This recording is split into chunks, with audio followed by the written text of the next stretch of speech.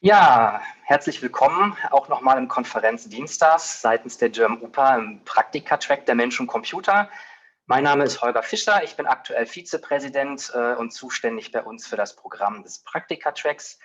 Wir hoffen, dass wir euch auch dieses Jahr trotz der ganzen Umstände, die wir hatten, ein spannendes und abwechslungsreiches Programm im Praktika-Track auf die Beine stellen konnten.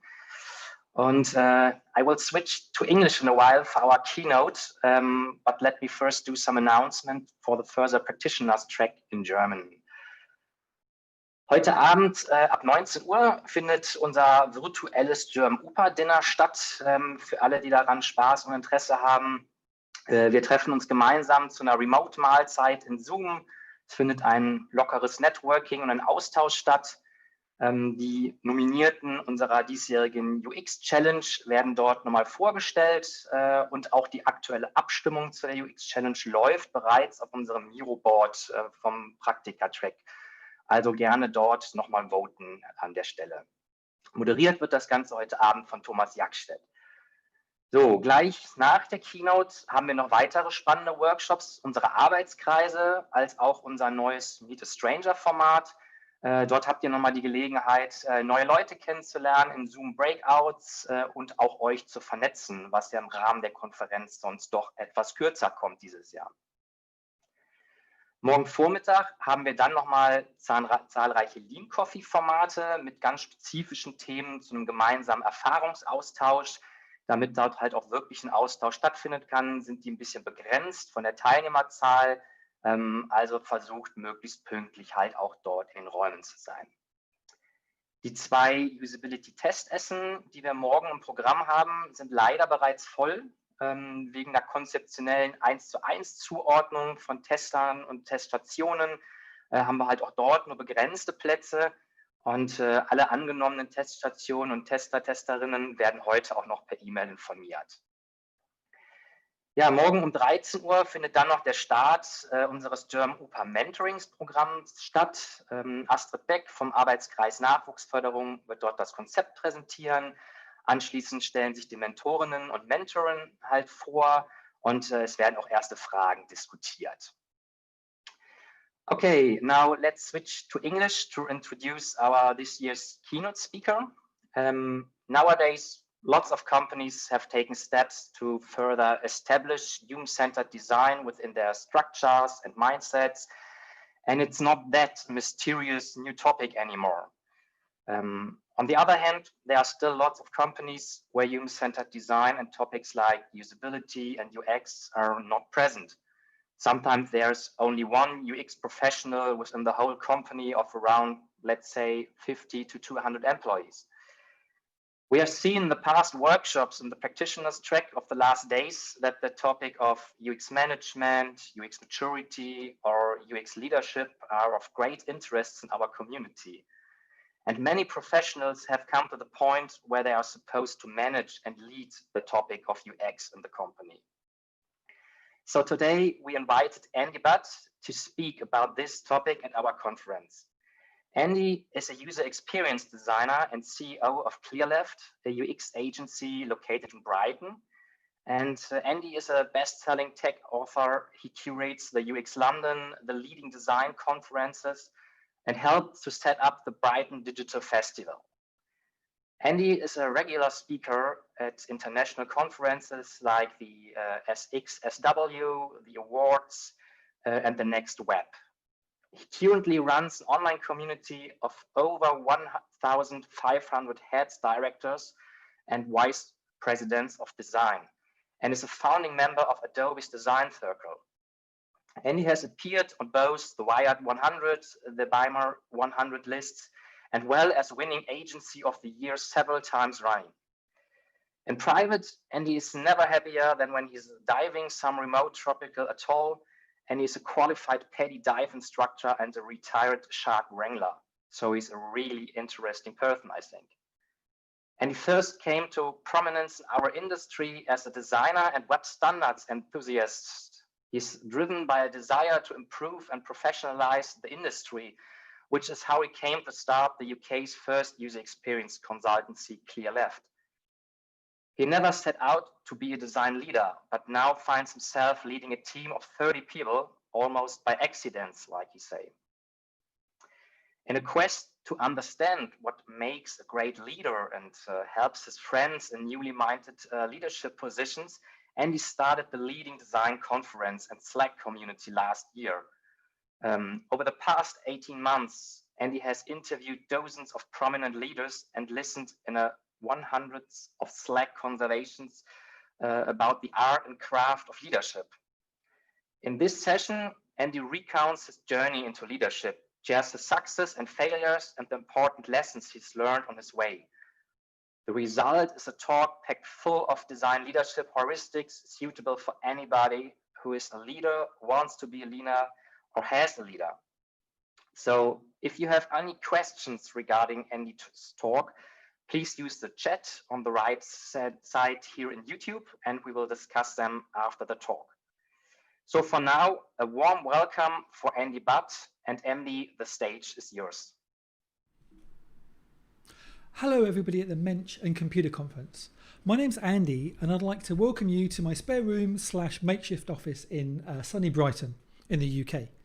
Now, as a regular visitor to Germany, I'm obviously really disappointed that we can't all be enjoying each other's company in person. However, I think the organisers have done a wonderful job of pivoting to an online event, so I'd like to take this opportunity to thank them for all the hard work and effort they're putting over the past few months. So, a few years ago, I spotted a trend. A lot of my friends had moved from being senior designers into leading a team, a department, or in some cases even the whole company. They'd finally got the seat at the table they'd long been wanting. But rather than being happy, they were more stressed than I'd ever seen them before. They had hoped that becoming a leader would somehow solve all the problems they'd experienced as an individual contributor, when in fact it just created a whole ton of new problems they've never had to deal with before. I think they'd fallen for this myth of leadership, that all you need is power and authority to make change, and somehow things will just magically get better. However, it turns out that power and authority isn't usually enough. Power may give you the opportunity to influence, but power alone just won't cut it. Instead, you need to develop a whole new set of skills, which I'll be talking about a little later in this presentation. Now, as I talked to my friends over tea and cake, well, I am British after all, a pattern began to emerge. It was as though I was having exactly the same conversation with my friends over and over again, just with different people. It was very Groundhog Day. Most of my friends were lucky. They'd found themselves in companies that really valued design. In fact, they'd been hired to grow their design teams and grow the impact that design could have in their organisations. Now, that sounded great at interview, but it's proving to be really problematic. They were getting inundated by resumes, but few of the people applying had the level of skill they were looking for. Most of the people they were looking at were only kind of 18 months out of a general assembly course and already calling themselves a senior designer.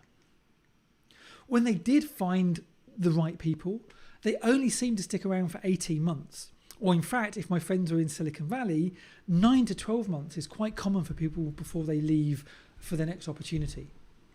As a result, my friends were spending their whole time recruiting. They'd basically become recruitment managers rather than design leaders. Now, if they were lucky enough to manage to build a good team, they were finding it really difficult to execute. It turns out that doubling their team didn't seem to double their output. In fact, everything seemed to be taking so much longer than it did before. This was especially frustrating for my friends that had come from an agency background, because what they were used to delivering in 6 months, they were now taking 16. Another common problem my friends were facing was this need to manage upwards. It's all very well having a seat at the table, but it was often seen as a bit of a high chair. Marketing had the budget, IT had the power, and the designers were sort of sat in the corner playing with their crayons. Because it turns out that most organisations, managerial focus follows the money. And if you have IT or technology with 100 developers, and you have marketing commanding millions of dollars in ad spend, design can often struggle to get a look in. Now, managing upwards had sort of consumed so much of my friends' time that they weren't putting the time in to really look after their teams. This was probably one of the reasons why my friend's staff turnover was so high. In many cases, this was the first time their company had even had a design leader. Prior to that, the designers would report into marketing or IT or product. As such, none of the managerial infrastructure was in place, and my friends were having to create everything from scratch, often in the evenings and the weekends and the sort of the gaps between when they were actually meant to be doing their proper work. As a result, my friends were feeling stretched and wondering if they'd made some kind of terrible career mistake. Maybe leadership wasn't for them. Maybe they should just go back to being an individual contributor. I'm sure we've all felt sort of similar feelings at some point in our careers, stuck in that sort of valley of despair, this fear that somebody will eventually come along and unmask us, Scooby-Doo style, for the imposter deep down we really think we are. Now, design leadership is a relatively new activity. We've had technologists and marketers on the board for as long as I can remember. However, design representation at senior levels is still a novelty, at least sort of where I'm from. Most organisations are lucky to even have a director level designer, let alone a VP or the mythical chief design officer who sits on the board. So at this point in my talk, I'd normally ask you how many people in the audience are design leaders, because you're really my primary persona. You're the sort of the main people I'm talking about at this talk. But that doesn't mean if you're not a design leader, you can kind of get up and go and make a coffee now, because my secondary persona are people who have bosses. I'm sure most of you in the audience, unless you're freelance or contractor, have somebody that you sort of report into. What I'm going to be doing throughout this talk is showing you the attributes that I think make up a great design leader, or basically any kind of leader in general. If I'm lucky, and more importantly, if you're lucky, you'll notice that your boss has all of the attributes I'm going to share. If you're unlucky, you might want to kind of raise some of the issues that we discussed today, or maybe even point people to the video of this talk.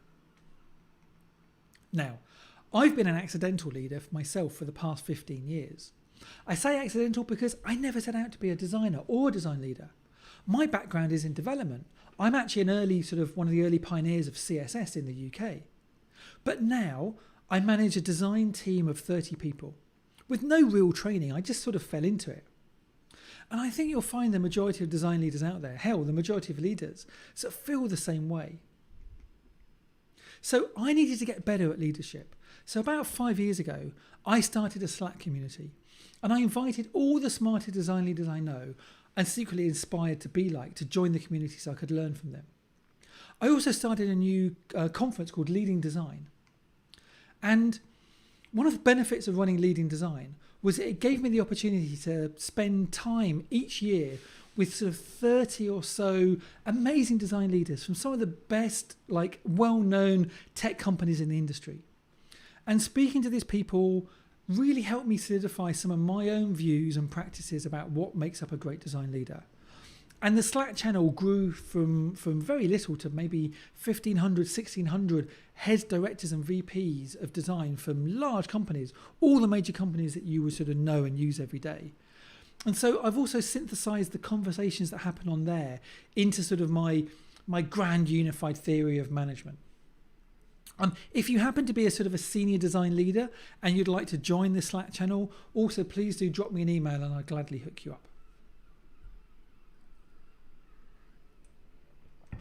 So as I said, I never set out to become a design leader. I mean, who dreams of sort of growing up to be a manager? I wanted to be a fireman. I wanted to be like an aircraft pilot. Also, as part of Generation X, my view of management is that was sort of formed by sort of slacker movies like Office Space. To me, managers were the enemy. Until one day I accidentally woke up and found myself, having become one. Some days I feel like I'm doing a pretty good job at leading my team.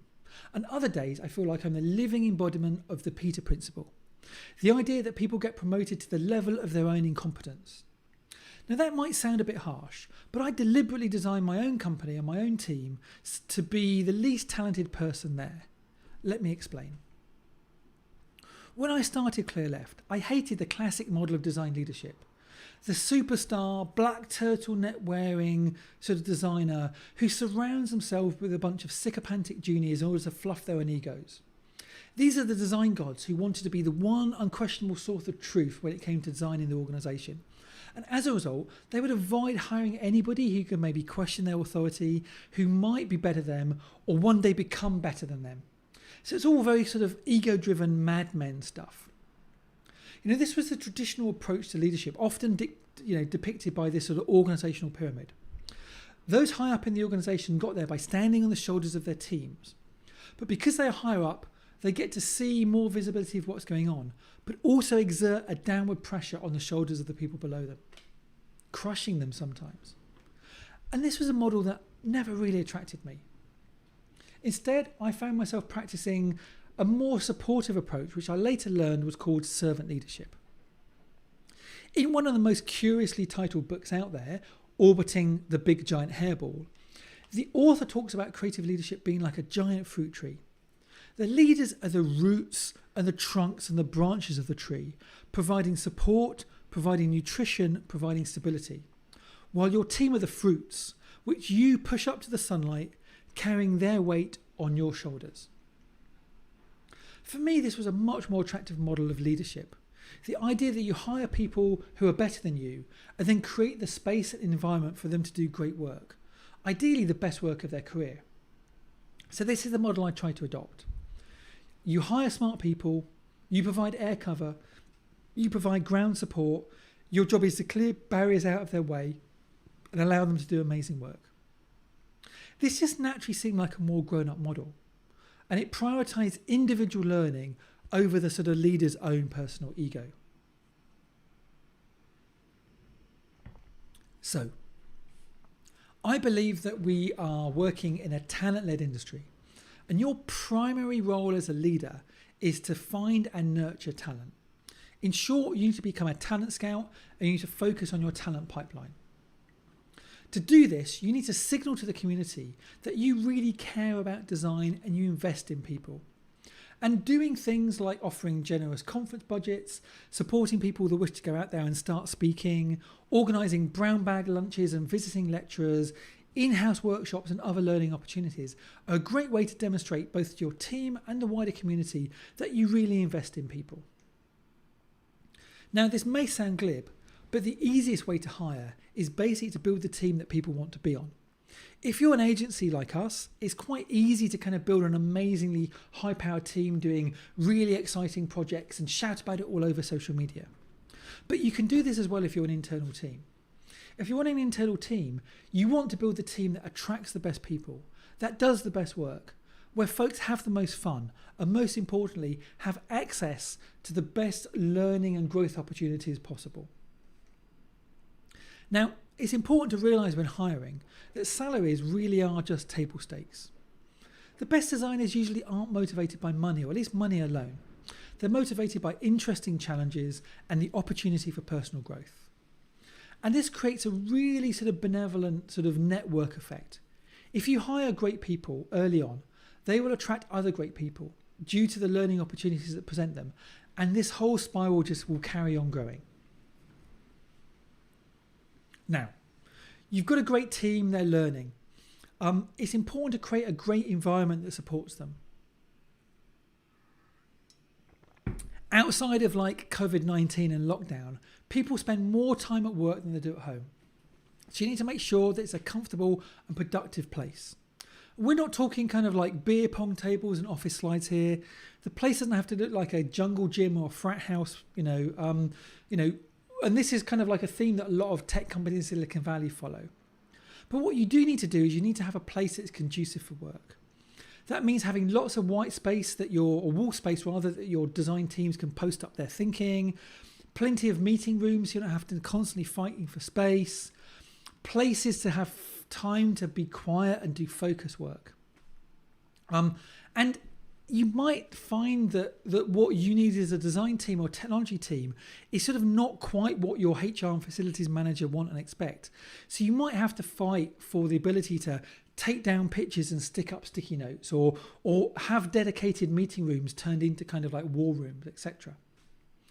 But your job, as I say, as a design leader or as a leader in general, is to create the space where people can do their best work. So it can be tough, but you need to go ahead and do this.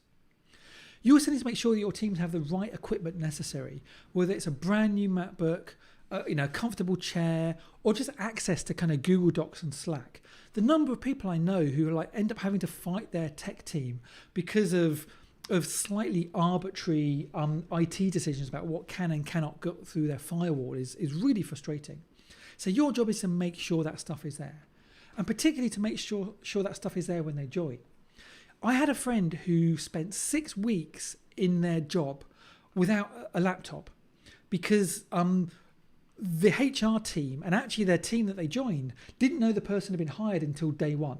And it took them that long to kind of get the laptop, get the person set up with an account on their system. And as you can imagine, my friend didn't stay there very long because the lack of thought and the lack of onboarding was kind of symptomatic of a bigger problem at that organization.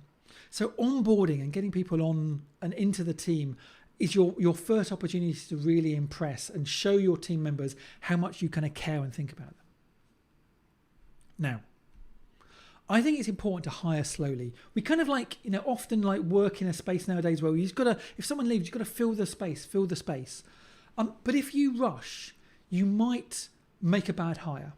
If you hire the wrong person, if you hire someone that's kind of, aggressive or doesn't fit well with a kind of culture, that can have a long-lasting effect on the rest of your team. One bad apple can drive all of your best designers or developers out the door. So you've got to be really careful. You need to hire slowly and you need to avoid brilliant arseholes.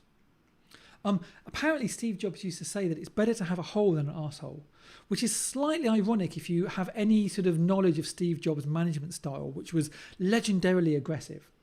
So I guess maybe most organisms, in companies, there's only room for one arsehole. Okay, so you spent the last 3 months and a ton of time and effort hiring an amazing team. Now you're there, how are you going to keep them on your team for longer than 18 months? Well, one of the biggest reasons I see people leaving jobs early is that they were sold an amazing culture of learning collaboration.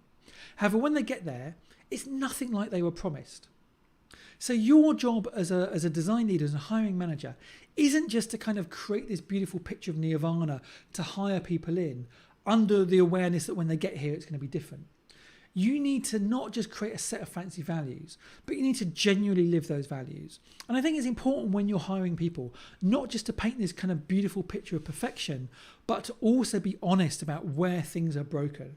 We're grown-ups, we know that everything is not perfect. And so be genuine. In fact, my approach to hiring, weirdly, is to try and put people off rather than to kind of attract people. Because if you try and put people off and be completely honest about what the problems are, the people that do stay really want to work with you and they're going to know what they're facing rather than kind of walking into this sort of land that is nowhere near like what you told them that it was going to be like.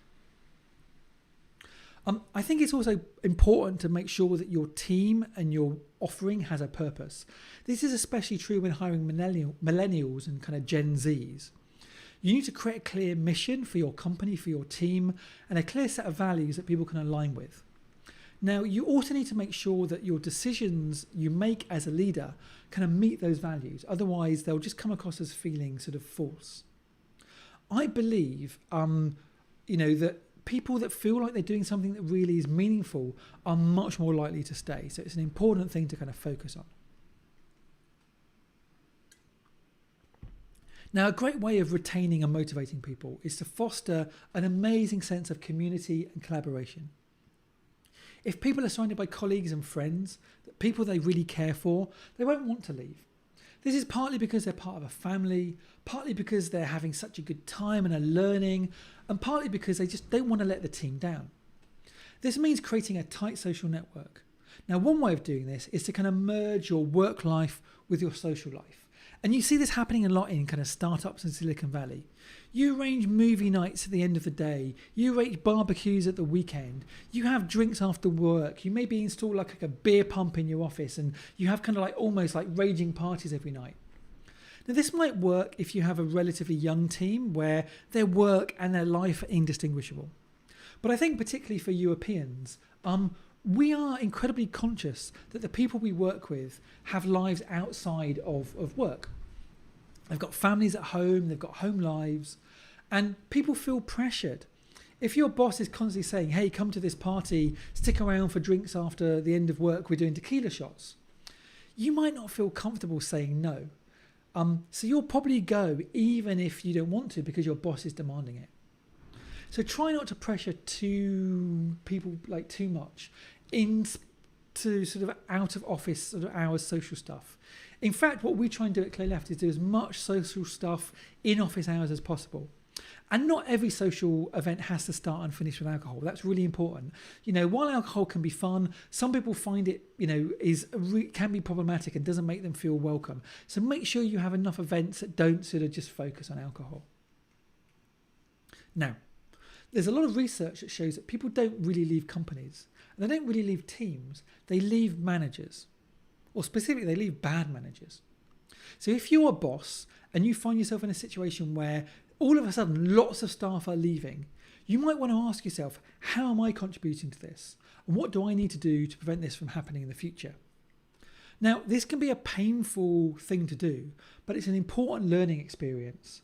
Sadly, too many bosses, when they see people leave, will blame the person that's leaving in order to protect their own ego and their own identity. So it's really important to kind of look at how you are contributing to this situation.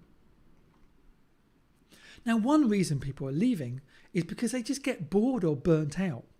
If you're constantly sprinting to hit deadlines, it's exhausting. Having no flex in your resource planning is exhausting. Constantly saying yes to every project and then kind of being behind is exhausting. I think one of the reasons people leave teams after 18 months is because they look ahead at what the next 18 months is going to look like, and it looks exactly the same. And they're not seeing variance, they're not seeing opportunity to explore or grow, and so they move on to their next job. And the next job, they've got 18 months of learning about that job, and then they move on again and again.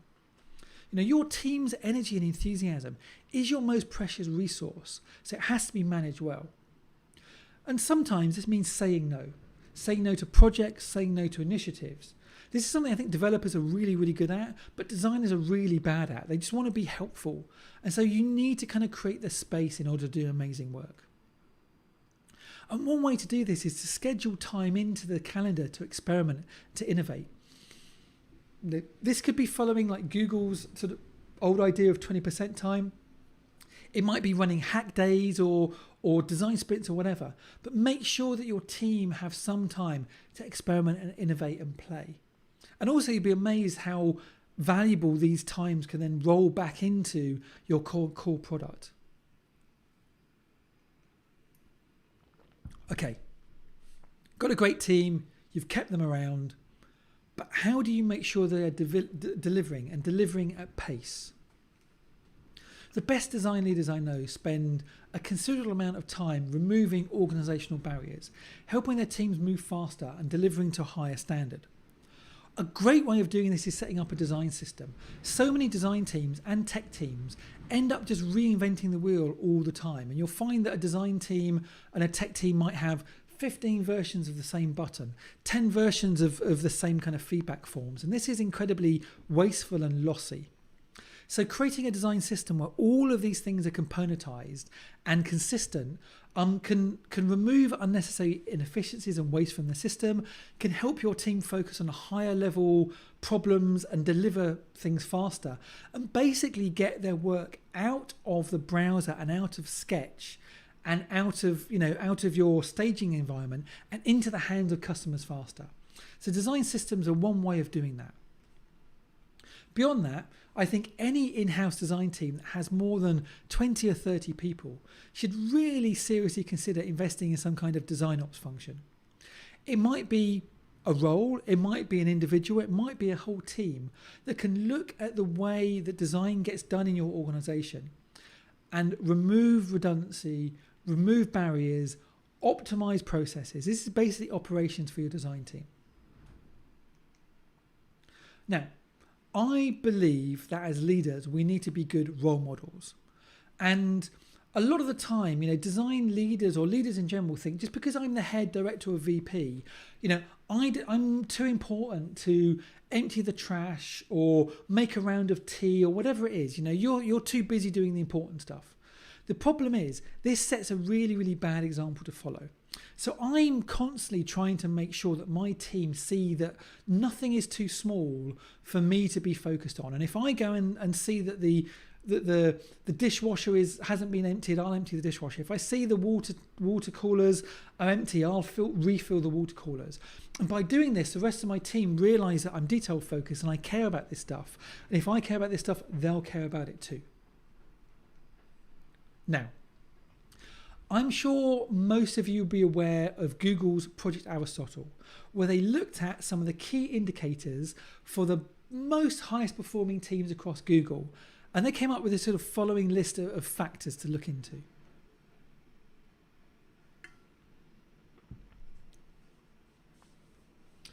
So we've already talked about the importance of people to have meaning in their work and the visibility of the impact they're creating. Good managers are great communicators and create structure and clarity. And obviously, a great manager is there when you need them. They'll get roadblocks out of the way and they're incredibly dependable. But as we probably all know, the key thing that came out of Project Aristotle was a need for psychological safety. If you have teams that are comfortable sharing dissenting voices because they know that they're not going to be shouted down or they're not going to have that held against them, they are incredibly high performing. Conversely, if you're on a team that feels really scared about telling the boss exactly how you feel or why something is going to work or why you disagree, you're going to sort of like check out. And so creating a psychologically safe space is incredibly important. It should be one of your key focuses. Okay, so we've got a great team. They're functioning highly. They're delivering fast. In order to support your team, you need to make sure they have the necessary resources and structures in place. So this means spending time with other executives around the organization. After all, if your designers are constantly having to fight for resources or justify existence, very little work will get done. So a primary role is going out there and being a supporter and a champion for your design team. And this can be done in a dozen different ways. You can organise lunch and learn sessions so the rest of your organisation can learn about the power of design. You can set up a company-wide mailing list so people can subscribe to see what your design team is doing and thinking. I've seen teams that run regular crit sessions for teams that don't have designers, so you can come as a product manager and share your challenges and the designers will sort of help you out. A great way of showcasing the value of design is to get your senior designers running design thinking activities and graphic facilitation activities with your senior stakeholders. All of these things go to show and to sort of surface the value your designers have outside of making interfaces. Now, to be taken seriously in business as a designer, you really need to become fluent in the language of business, and particularly the language of your business. Now, there's a current trend I'm seeing in executives taking design-led MBAs at schools like Stanford and Harvard. And I'm also seeing a lot of my designer friends doing the opposite and going and doing more traditional MBAs, or at the very least doing online courses or reading more business strategy books.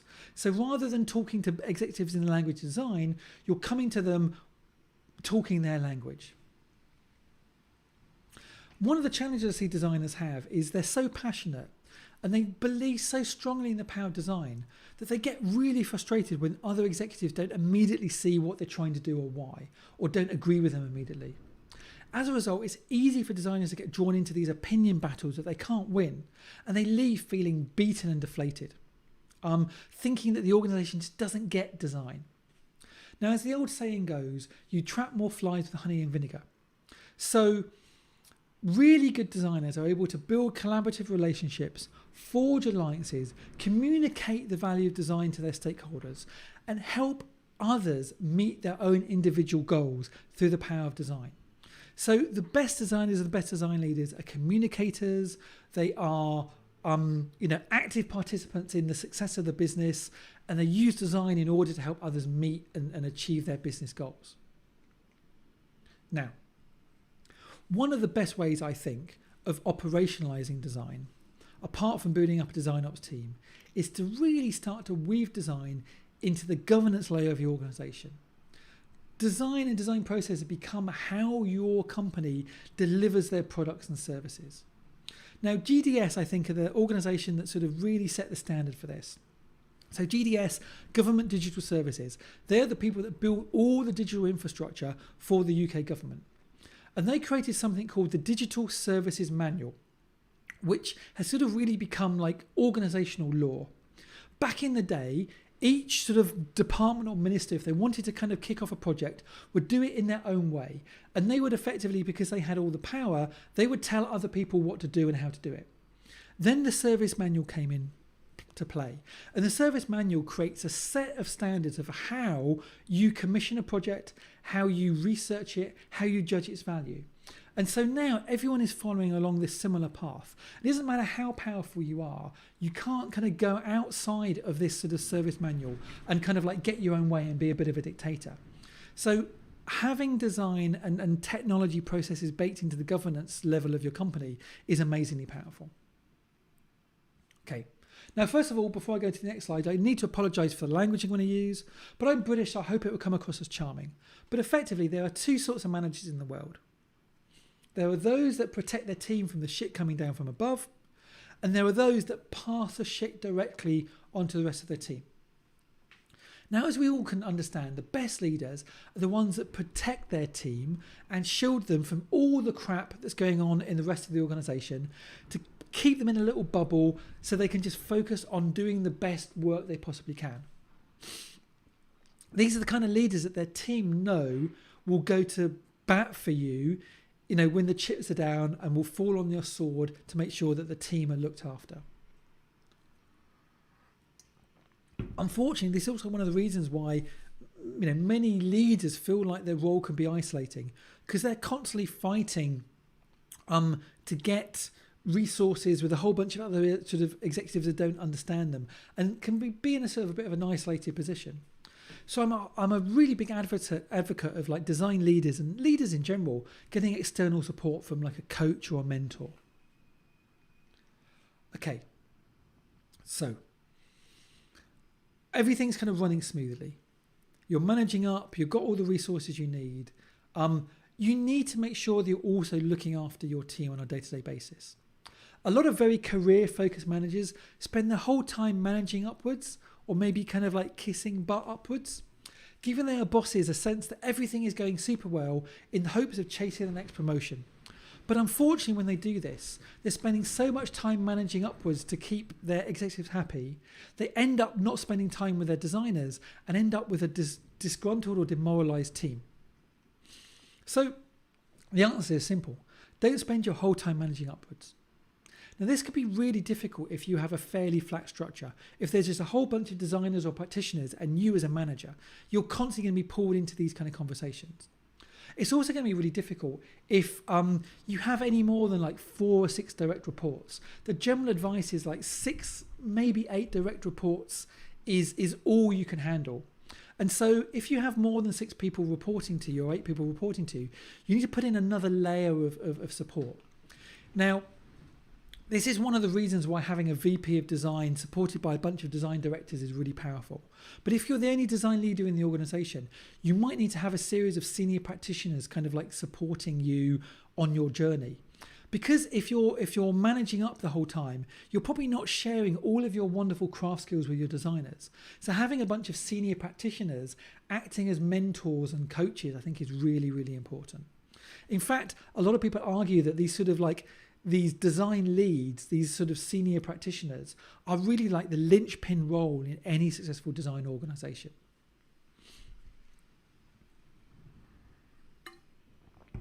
Now, being a design leader or any kind of leader is tough.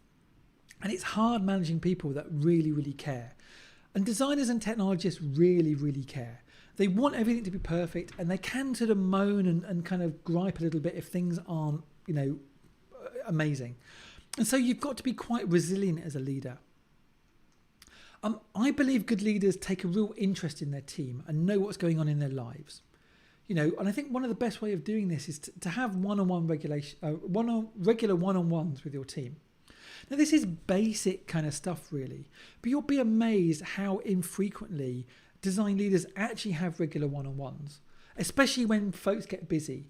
You know, I think one-on-ones should happen weekly, maybe twice weekly at tops. But I know people who are design leaders who, or who are designers even, who, maybe only see their manager once every sort of 3 or 4 weeks. And even then it might be in passing. I see a lot of design leaders that are constantly kind of cancelling one-on-one meetings as well. And while I understand why that happens, like you're putting out a fire over here, you're really busy in this meeting over there, a meeting runs over, etc. This sends a really bad signal to the people that you're meant to be meeting with about how much you value them as individuals and you value your time.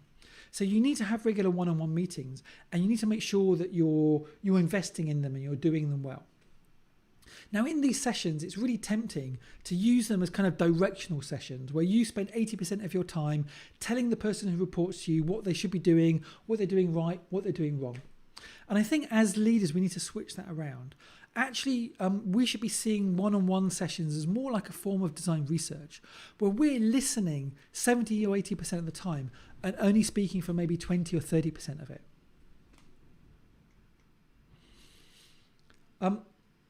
Now, as I said, it's sometimes common that you might only see your boss, in structured meetings or one-on-one sessions, and the rest of the time they're off doing who knows what. And again, that can be really, really stressful if you're busy working away and you don't know what your boss is doing, you don't know how they're contributing to the wider kind of effort of the company. So I think it's really important for design leaders and leaders in general to be visible and take time to, in the kind of like the studio world, which we're hopefully going back to, walk around the studio, hang out in the coffee area, eat lunch with people, be available and generally chat.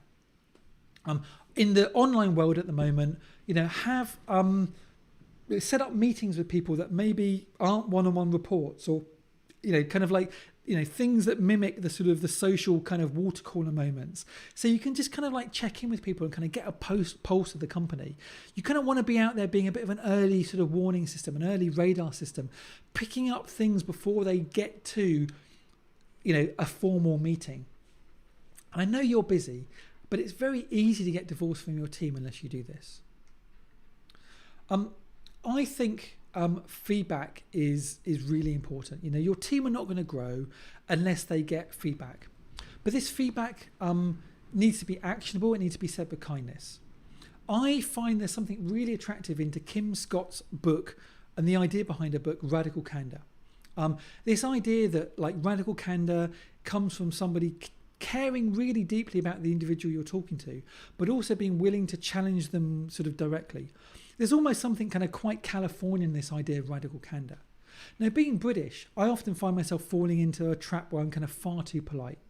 So I think I've had a candid conversation when, in fact, people have left the meeting thinking everything is just fine and everything's going well.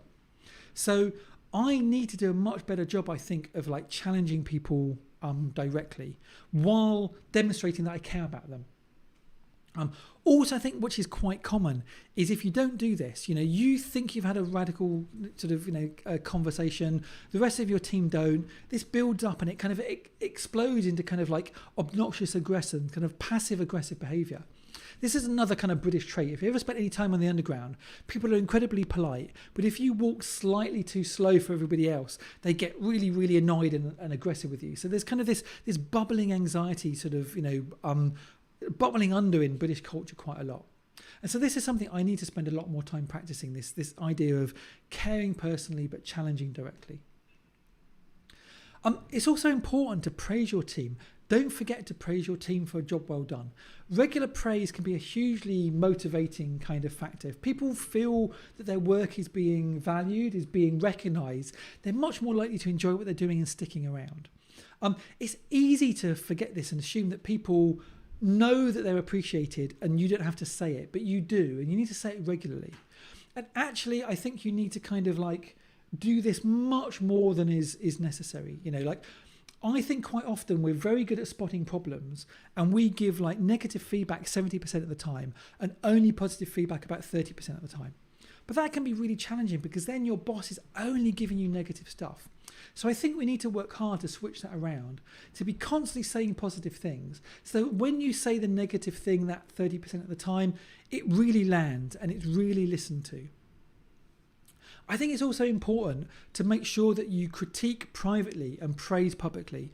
I've seen so many companies where they do like these sort of stand-ups, or they do these kind of crit sessions where basically like they rip people's work and they rip individuals to threads, and that can be really, really challenging, and it definitely doesn't sort of contribute to having a great kind of friendly culture. And so make sure that you praise publicly and criticize privately. We talked earlier about how it's important for people to get a sense of growth and progression. And one way to do this is to have some kind of leveling system or progression framework. Quite often when design teams are new, they don't have something in place. But I bet you your IT team, your tech team, your marketing team do. So if you don't have one, go out and borrow theirs. And if they don't have one, go and create one of your own. This is something we've done recently at Clear Left, and I wish we'd done it years ago. And progression frameworks are super useful, super simple. Basically, you generally have a set of levels.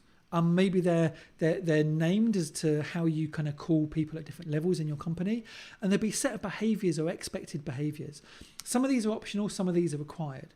And what this does is if you have a team member that is looking for a raise or wants to progress to the next level in their career, rather than this just being random or based around kind of the amount of time people have been in the company, you can kind of look down at the set of attributes with them and say, well, look, you want to move from lead to principal.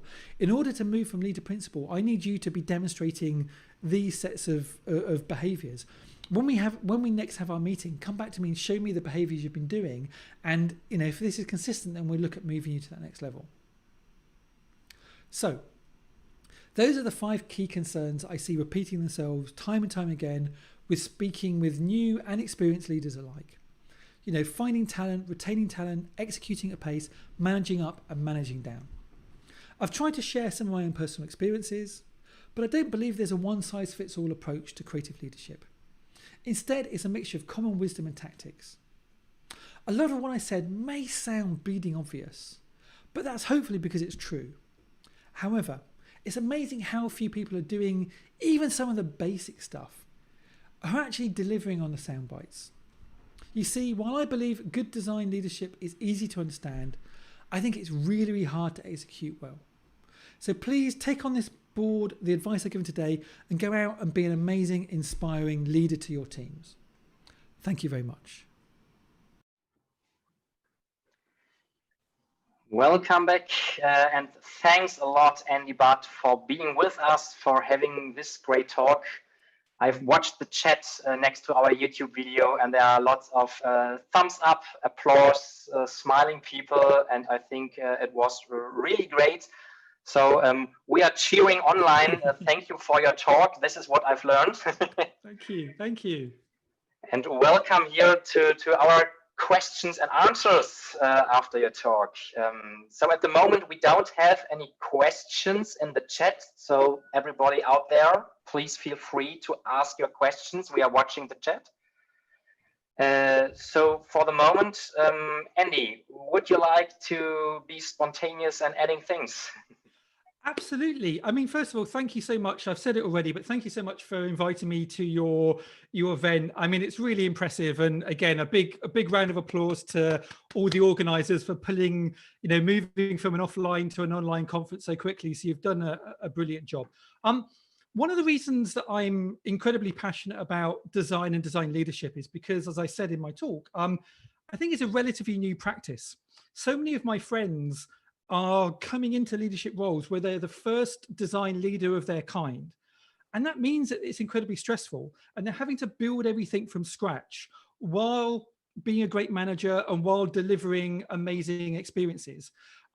And because of that challenge, I think a lot of design leaders are feeling overwhelmed, they're dropping balls, they're feeling stressed. So I think the first thing is, if you are moving into a leadership role or you are thinking about moving into a leadership role, it's important to practice self-care. Because so many people, after a couple of years, get burnt out and they beat themselves up because they want to be the most perfect manager. But being a manager is a skill, and it takes time, and you can't expect to switch overnight from being a great practitioner to be a great manager. In fact, what ends up happening is you end up being given a job you suck out, as in being a manager, because you've been great at a job you're really good at. And so that can be quite challenging, and it can be quite a kind of an ego kind of knocking experience, quite humbling experience. So I think most people, when they become a manager for the first time, whether it's design or technology, it doesn't really matter. There's a steep learning curve. You'll feel like an idiot. You'll feel like an imposter. And you might have to wait for your second or third job before you really get into the swing of things. I think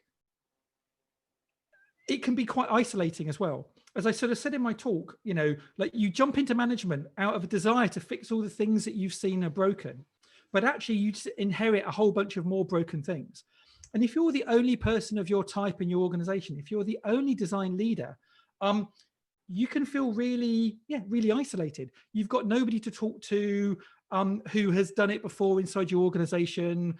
You can feel out of place. The people who are reporting to you maybe don't think you're doing as good a job as you want to do. Also, the people that you're reporting to feel that you're maybe letting things sort of fall through the gaps. So it can be challenging. So I think for new design leaders or people that are wanting to become a leader, or even experienced leaders, finding a community is really important. That's one of the reasons why we set up the Leading Design community, but there are others. If you're a technical leader, the RANs in Repose Slack community is amazing. It's huge, and there's loads of technical leaders on there, front-end development, engineering, etc., etc. Find your people, find your tribe. And you will find that all the things that you're experiencing that you think maybe are unique to you are the same things that people who have been running design and engineering teams for 10 years have also felt and currently feel. And there's something really great about feeling like you're failing and then talking to people who have written books and who are running design at a high level at places like Facebook and realizing that they are feeling exactly the same thing. And that's one of the reasons why we set up our Leading Design conference, to create a community so people didn't feel isolated. I think as well as that, executive coaching is really important. And a lot of executives in your company probably get coaches, your MD, maybe your CFO, your CTO.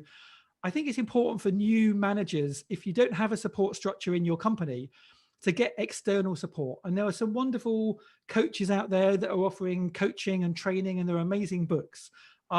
People like Julie Zhu from Facebook has written an amazing book on her management journey. There's an amazing book from a book apart on a technical engineering leadership out there. So go and be as well read as you possibly can and get that support, because then you'll know that all the things you're facing and are feeling are things that other people experience. I think the other thing, and then I'll kind of open it up to questions if we've got any, is yes, a big challenge I think particularly design leaders have when they move from practitioner to leader is they don't want to leave the design behind. And so you get these people that I call player coaches that are part designer and part manager. And what ends up happening is they become a bottleneck because they're trying to spread themselves too thin. And so they can't keep up with the design work that needs to be done. So the quality starts fading. They can't keep up with all of the 5 aspects of leadership I talked about in my talk. So they're failing. And then they kind of like suddenly go, well, maybe I should have just, go backwards and just be a design practitioner. And to be honest, there's nothing wrong with that. I've got some really good friends in big tech companies who tried leadership for a while or tried management for a while, didn't like it, and went back into a practitioner role. And particularly in Californian and North American companies, a lot of those companies will have separate tracks for what they call individual contributors and management tracks. And unlike in Europe, where a lot of people feel that in order to progress their career, in order to increase their salary, they have to go into management, increasingly, you can still earn the same amount of money and still have the same status being a very, very senior practitioner. So it's not always the case that you have to be forced into management. But I think if you do become a manager, one of the things that first starts dropping is your ability to coach your team. And I kind of talked about it a little bit in the talk. A lot of people will come and join your team because you're a great designer and they want to learn how to get better at design. But then you're so focused on your management job that you let your craft skills and coaching go to pot. And then your people you're reporting to, after 6 or 9 months, realizing that they haven't learned anything for you in the whole time. And so this is one of the reasons why I believe that the most crucial role in any design team actually probably isn't the design leader. It's the lead designer. And often a team might have 2 or 3 lead designers. And these are the very, very senior practitioners. These are the individual contributors. These are the people that have the craft skills that everybody else in the team wants to learn from. And too quickly, those leads are turned into managers, and that creates an information vacuum. And I think it's important for tech companies to nurture those leads as long as possible and not try and escalate too quickly into leadership, because then what happens is you have a whole bunch of people that have lost their creative trendsetters, and they get bored and they leave. And so it's something that Peter Merholtz talks about quite eloquently, about the fact that the design lead is the most important pivotal role in the design team. And so I think that's really, really true. So make sure that you have those roles if you're moving into leadership to kind of support you and have your back. And then I guess lastly, if you're running a small team of 4 or 5 people, it's easy to support the amount of work that comes in. If you're looking after a team of 10 or 20 people, you can't do one-on-ones with everybody. So you need to have those leads to take over some of that kind of like mentoring and coaching. And also you probably then start to think about kind of moving into getting a design ops role to help look at supporting all the administrative work that you're doing to make sure that you're finding talent in the right way and you're onboarding that talent, like all the admin and operation stuff. And so I think the perfect kind of like leadership team is a head of design supported by a design ops person and 2 or 3 very, very senior individual contributors. And with that model, I think you can go really, really far. Okay, thank you, Andy. We've got our first questions, and the first one is from Christian. Do we have any ideas, tips, how to be a design leader for decentralized design teams all over the world? I mean, I think everyone is in a weird sort of slightly decentralized space at the moment. I think it's tough. I think it's really tough. I have not worked in a highly decentralized environment, but a lot of my friends at working companies like InVision have, because they're completely decentralized. And also WordPress have a very, very decentralized leadership team. I think it depends on what level of leader you are. Like if you are a director or a VP, effectively, you will be having heads and managers report into you. And those heads and managers will probably be representing different geographical regions or different product teams. And so as a head or VP, head director or VP, what you're really doing is you're managing 5 or 6 people in different geographic regions. And as long as you're kind of looking after them, looking after their career progression, making sure that the barriers are removed from their day-to-day work, then I think it is quite possible to do. I think with a lot of these decentralized organizations, you do need to find time to meet in the real world. So InVision and WordPress will have like big global get-togethers, and we'll have big design team get-togethers where everyone flies in, and it's a way of building up personal relationships. Because I think when you're talking and communicating purely through text and through video, a lot of the nuance of communication gets lost. And if you don't know a person deeply, it's really easy to misattribute subtle kind of like turns of phrase. And you might think that you're being, treated in one way when you're being treated, the intention is in another. And so building up a strong physical relationship means that when you go back to working remotely or distributed, you have a good connection. There is a technique which a lot of engineering companies use, which I have reservations about, but a lot of engineering companies and a lot of engineering managers have taken to creating what they call like a readme.txt file for their management style. And what they do is they'll kind of like write a big document that they make available to their team that says, hey, look, this is how I work. I'm a bit grumpy in the morning before I've had my coffee. So, best not, if we have an 8 a.m. meeting and I'm a bit curt, it's not because I'm an arsehole or because I don't like you. It's because I haven't had my coffee. I'm most inspired when I'm working at 5 o'clock in the evening. These are the things that I worry about, et cetera, et cetera, et cetera. And particularly for distributed teams, if you haven't learned that about the individual through repeated face-to-face interaction, having a document you can go to and just go, look, Andy was a bit off today. What was that about? And you go to the document, you read it, you go, oh, it's probably because I caught him pre-coffee. That might help solve some of those challenges. However, the problem I have with manager README files is it can also be used in almost like a passive aggressive way to make the other person have to deal with your foibles. So the last thing I want is for a whole bunch of managers to have README files to say, well, look, I'm an asshole at 9 or 10 in the morning, just deal with it. And then everyone else that reports to you is like, oh, I better not talk to Andy at 9.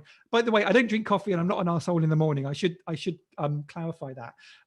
But so what you don't want to do is you don't want to have these documents turn into sort of passive aggressive excuses for poor behavior. So like anything, I think they can be used well and they can be used poorly, but that's one way of managing long-term sort of distance relationships. Another way is just making sure that you do things together as a group that aren't work related. And whether that's like, you know, having a regular design jam, whether it's kind of like having regular socials. If your team does a lot of Slack work, there are tools like Donut, I believe, which can kind of like take people from around the organization and pair you up into little small coffee meetings. And meeting people socially in a non-work environment can be really powerful. One of the things, again, like I've always worked in co-located teams. One of the things I like is this idea of, they call it management by walking about. Often, the point at which someone contacts you with a problem, it might already be too late to solve because they've been scared, they've been nervous, they've not wanted to reach out, they wanted to solve it themselves. By the time it gets to you and it becomes official, it might be too late. One of the great things around management by walking around is effectively, if you've got a studio, you just walk up and you hang out into the coffee area, you walk around and you chat to people. And in these informal situations, it's much more likely that people will go, oh, by the way, Andy, I'm doing this thing, I need your help. Or, you know, have you thought about this or whatever? Or you can just kind of like earwig on conversations and get a sense of whether people are happy or not. That's really tough to do online.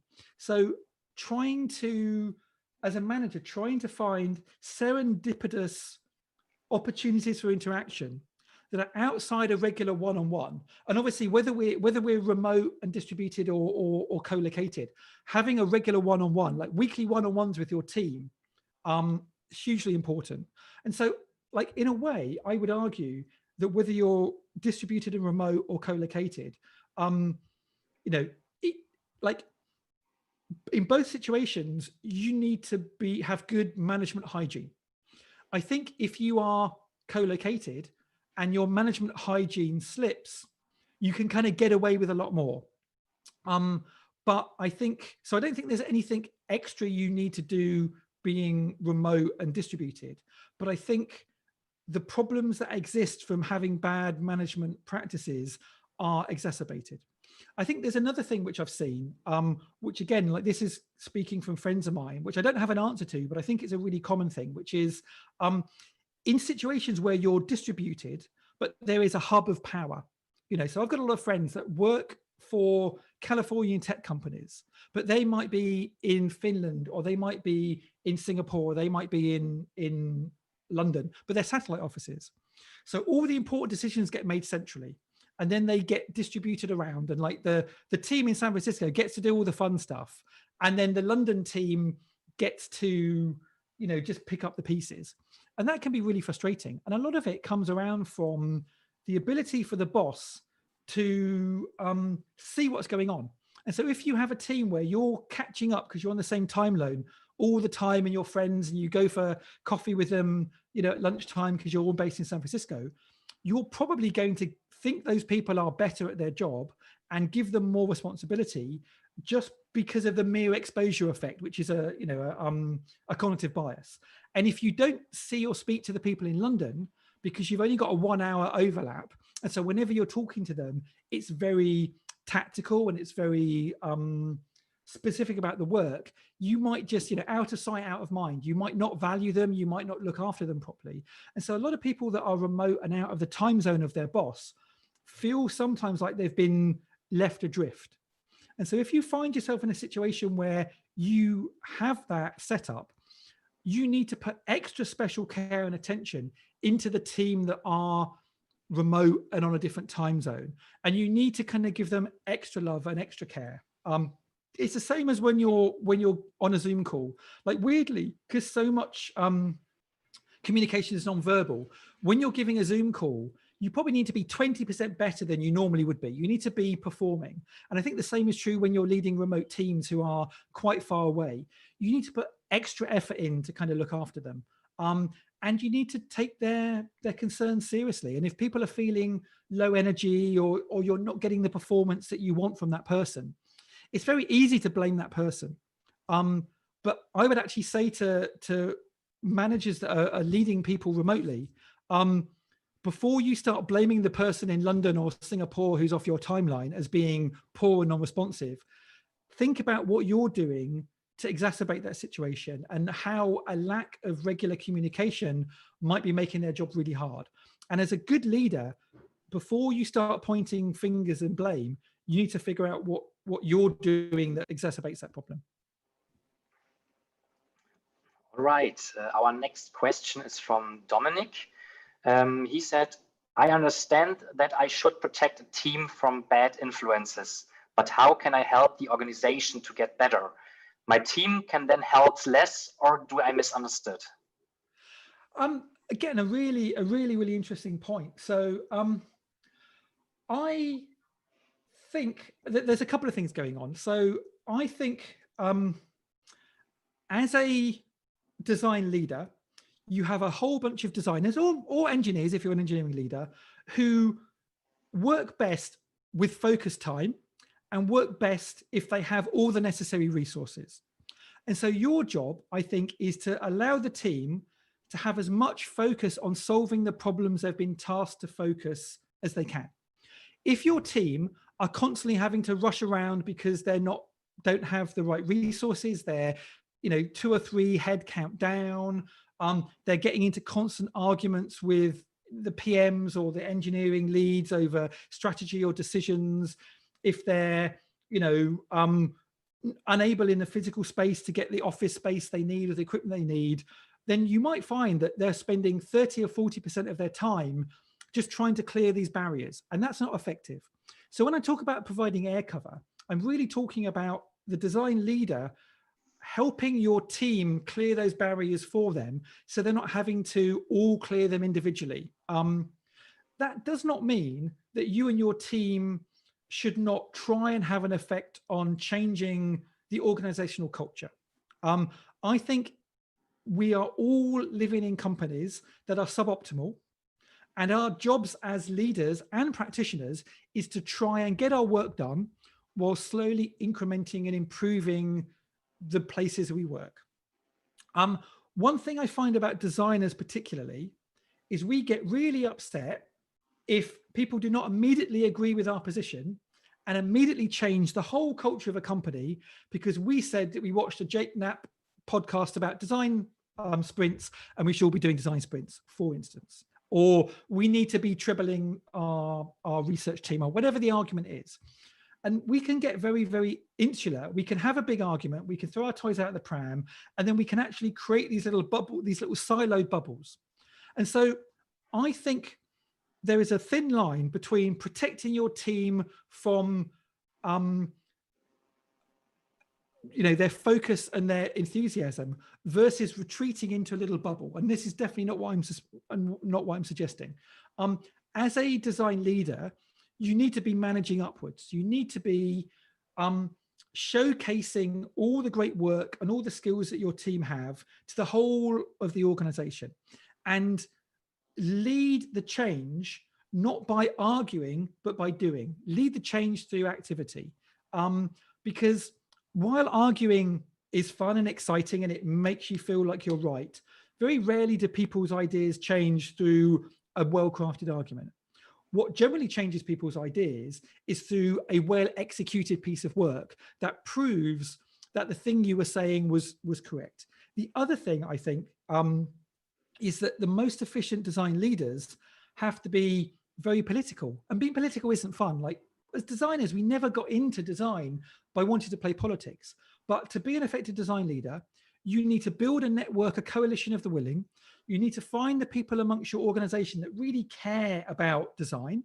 And that might be building like links with the head of marketing, or building a really great relationship with the head of technology or the head of sales, and letting them realize that they can progress by using you. You know, if you can go to the head of marketing and let them realize that they can impress a CEO if they use your skills to make that better, more professional looking deck, or they go out and do some research to prove their business case, or you work together to throw up a quick MVP. And so you win hearts and minds by making others look good. And so I think your other role as a design leader, as well as protecting your team's energy and enthusiasm, is to be making other people look good and kick ass. At the same time, I think a really common theme I'm seeing over and over again from a lot of design leaders is a realization that in order to be effective, they need to learn the language of business. So a lot of design leaders I'm talking to at the moment are considering or have done MBAs, or are considering doing courses. There are lots of courses out there that are aimed at designers to kind of learn the language of business and learn the ability to influence. And so you can't do one without the other. You know, you can't just throw a protective shield around your team and leave it because you'll turn into a bubble. You need to, at the same time, be a multiplier of your team's amazing work. And as I said, you know, you need to know when to say no. You need to know which battles are worth fighting, which battles aren't worth fighting.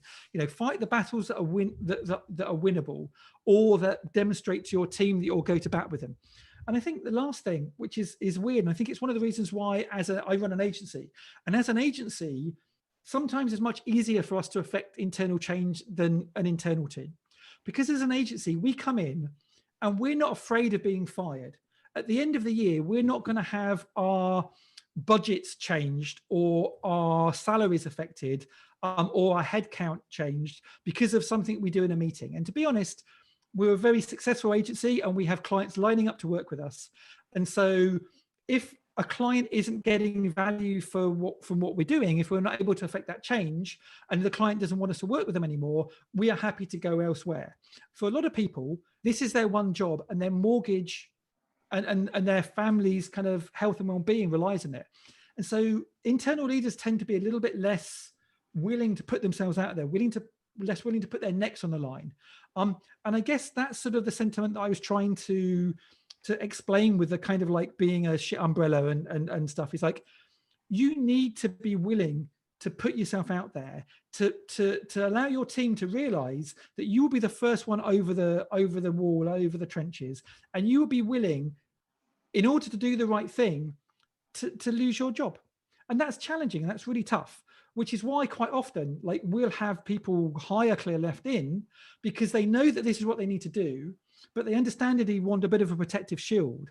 And so they get an agency to come in and deliver the bad news for them, which, you know, is not super efficient, but it is incredibly effective. And so working with external partners, I think, can also be a really good way of managing that change process. I mean, it's crazy. Like, you know, when we work with change programs with our clients, like, almost certainly, once we start working with the team, the designers, the engineers, the mid-level leaders, they know what needs to be changed, but they haven't been able to, for whatever reason, put that forward in a convincing way.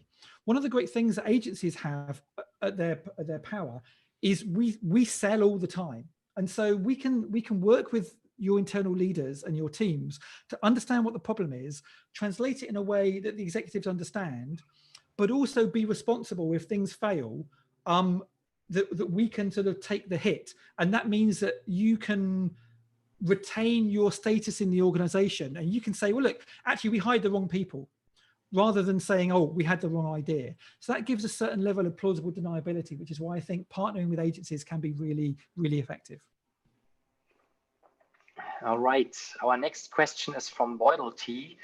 As a leader, your voice has more impact and people might not question your input. In meetings and brainstormings, how do you keep an equal and collaborative setup? Again, you know, brilliant questions here. I think this is one of the weird things. Like I work with a lot of boards. I work with a lot of CEOs, CMOs, CTOs, and they often don't realize the amount of power they have and how a throwaway comment in a meeting might accidentally get turned into company strategy without them realizing that. They might just say, oh, I don't like this, or we should never do that, or whatever. And it was not thought through. It wasn't policy.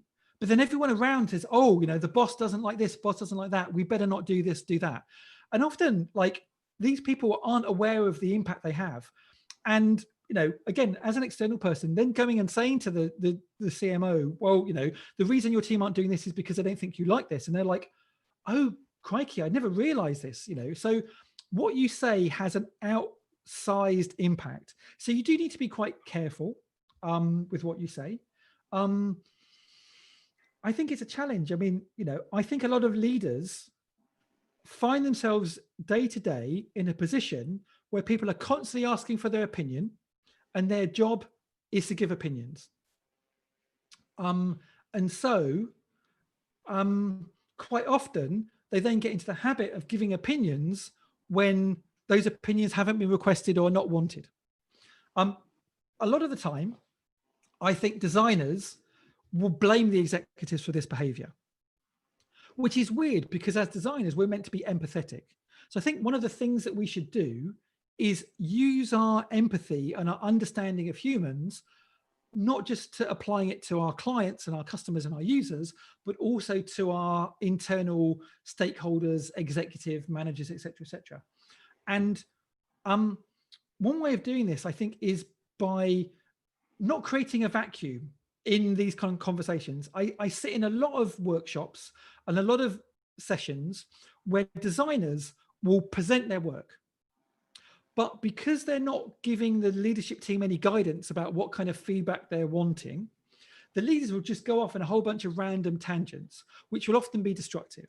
And this is a common thing. You'll show a bunch of design work, and the thing that catches the leadership's eye is a color or a typeface or a particular detail, which is not really important, not super important, but which gets obsessed over. And then the designers will go away and go, well, that was terrible, and they will blame the executives. But a lot of the reason is because you haven't at the start of the session said, well, actually, look, what we're doing now is we're presenting our, a final outcome. This is not, this is not up for discussion. This is what we've been doing. Explain how you've got to this point. Talk about the business strategy and the decisions that were made that got you to this point. And then you steer the conversation towards a business conversation rather than aesthetics conversation or an opinion conversation. Also, if you don't want feedback, say at the start you don't want feedback. Just say, look, this is a FYI. We're not wanting feedback. We're not looking for changes. The team are really happy with the thing we're presenting. This is an update. Or if you do want feedback, talk about how you want that feedback.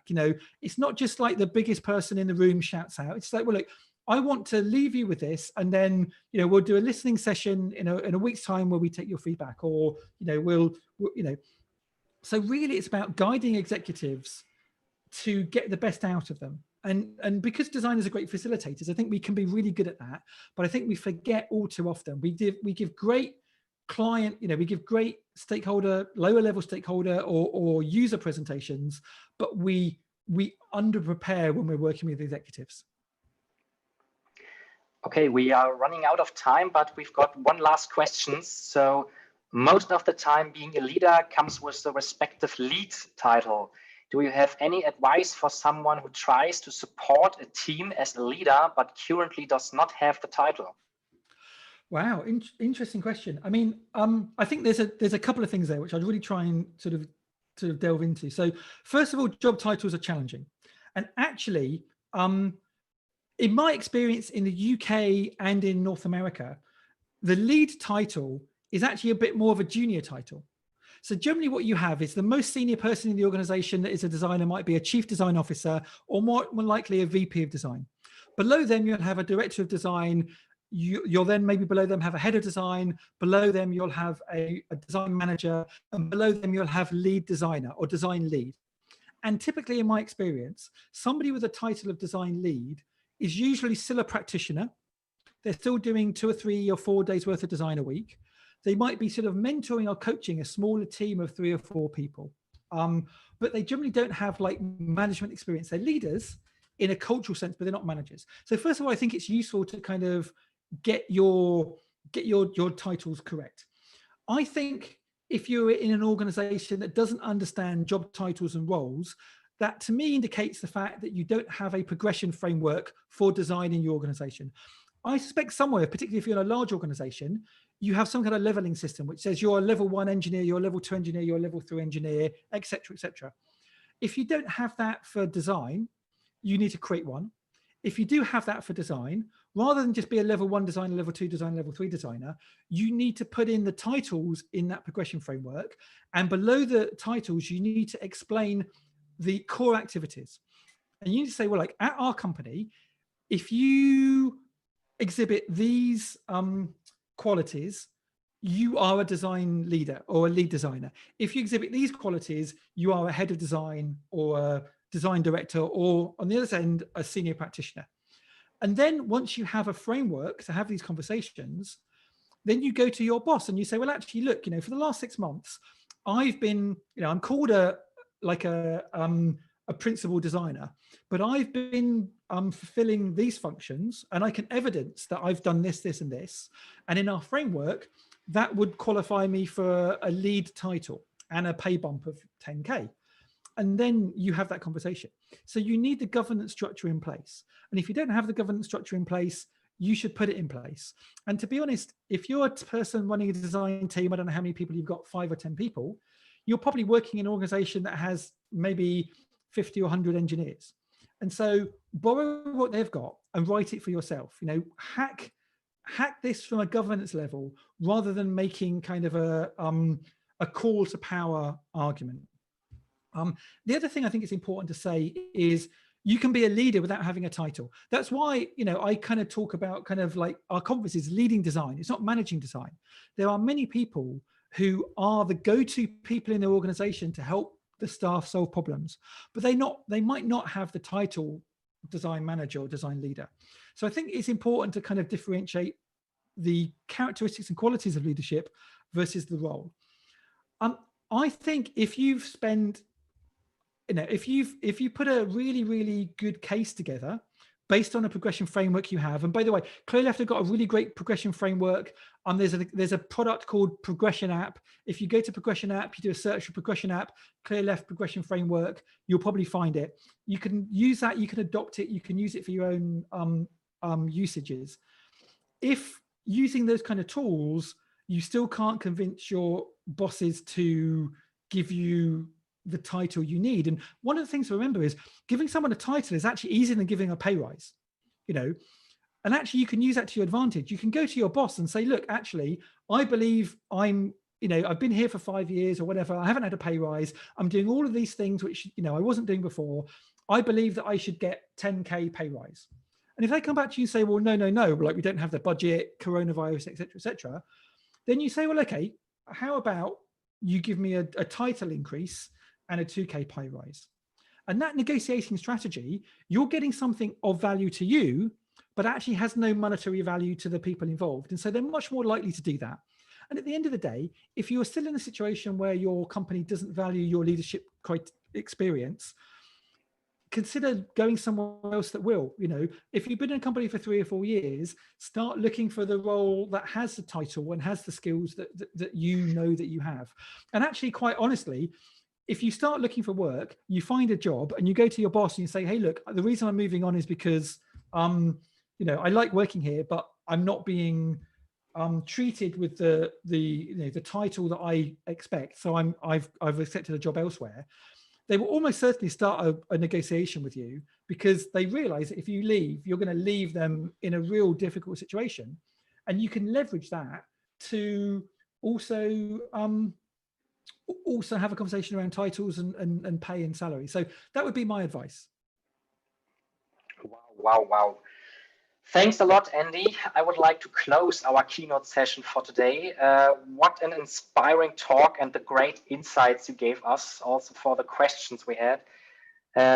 It was a pleasure having you here in our conference.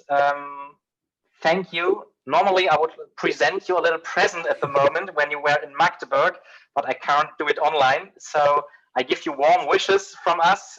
Thanks a lot for your inspiring talk. And I hope we see each other someday at the Leading Design Conference, for example. And we will be back there. Thanks a lot. Thank you very much. Goodbye.